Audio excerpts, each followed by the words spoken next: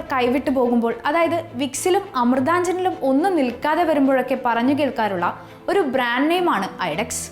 നമ്മുടെ നാട്ടിലെ വീടുകളിൽ പണ്ട് മുതലേ കേൾക്കുന്ന പേരുകളിലൊന്നാണ് ഐഡെക്സ്. 1919 തുടങ്ങിയ ഈ ബ്രാൻഡ് ഒരു കൊച്ചു ഗ്ലാസ് കുപ്പിയിൽ ബാമായിട്ടാണ് ആദ്യം വന്നത്. ഇന്ന് കാലം ഒരുപാട് മാറിയപ്പോൾ ഐഡെക്സും മാറി പുതിയ രൂപത്തിലും ഭാവത്തിലും എത്തിയിരിക്കുകയാണ്. എങ്കിലും വേദനയ്ക്ക് ആശ്വാസം നൽകുന്ന കാര്യത്തിൽ ഐഡെക്സ് ഇപ്പോഴും പഴയ പോലെ വിശ്വസ്തനാണ്. പണ്ടുകാലത്ത് ആളുകൾക്ക് എന്തെങ്കിലും വേദന വന്നാൽ ഐഡെക്സ് ബാം പുരട്ടുകയായിരുന്നു പതിവ്. പണിയെടുത്തും കഷ്ടപ്പെട്ടും ജീവിക്കുന്ന സാധാരണക്കാർക്ക് ഇതൊരു വലിയ ആശ്വാസമായിരുന്നു. ഐഡെക്സ് പുരട്ടി ജോലിക്ക് പോകൂ എന്ന പരസ്യ ക്യാമ്പയിനാണ് ഐഡെക്സിനെ ജനപ്രിയമാക്കിയത്. കാലത്തിനൊപ്പം സഞ്ചരിക്കാൻ കഴിഞ്ഞു എന്നതാണ് ഈ ബ്രാൻഡിന്റെ വിജയം. ബാം മാത്രമല്ല, ഐഡെക്സ് ultra gel, rapid action spray എന്നിങ്ങനെ പലതരം വേദന സംഹാരികൾ ഇന്ന് വിപണിയിലുണ്ട്.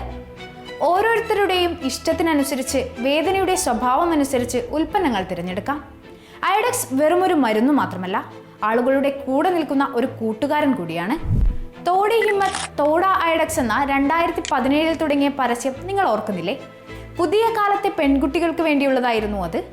സ്വന്തം സ്വപ്നങ്ങൾക്കായി ഓടുന്ന, കൂടുതൽ കാര്യങ്ങൾ ചെയ്യുന്ന പെൺകുട്ടികൾക്ക് വേദന ഒരു തടസ്സമാകരുത്.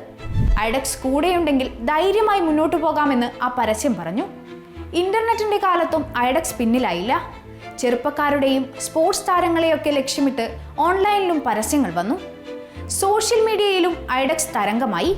അടുത്ത കാലത്ത് ഋഷഭ് പന്ത് ഐഡെക്സിന്റെ ബ്രാൻഡ് അംബാസിഡർ ആയത് വലിയ വാർത്തയായിരുന്നു. കായിക താരങ്ങൾക്കും വേദന സഹിക്കുന്നവർക്കും ഐഡെക്സ് ഒരുപോലെയാണെന്ന് ഇത് കാണിച്ചു തരുന്നു. ഐഡെക്സ് അൾട്രാ ജെൽ പോലുള്ള പുതിയ ഉൽപ്പന്നങ്ങൾ വേദനയ്ക്ക് പെട്ടെന്ന് ആശ്വാസം നൽകാൻ സഹായിക്കുന്നു. കാലം ഇത്ര കഴിഞ്ഞിട്ടും മറ്റ് പല എതിരാളികൾ വന്നിട്ടും പെയിൻ കില്ലർ മാർക്കറ്റിൽ ഐഡെക്സിന് ഇപ്പോഴും അതിൻ്റെതായ സ്ഥാനമുള്ളത് ഈ മാർക്കറ്റിംഗ് തന്ത്രം ഉപയോഗിച്ചത് കൊണ്ട് മാത്രം.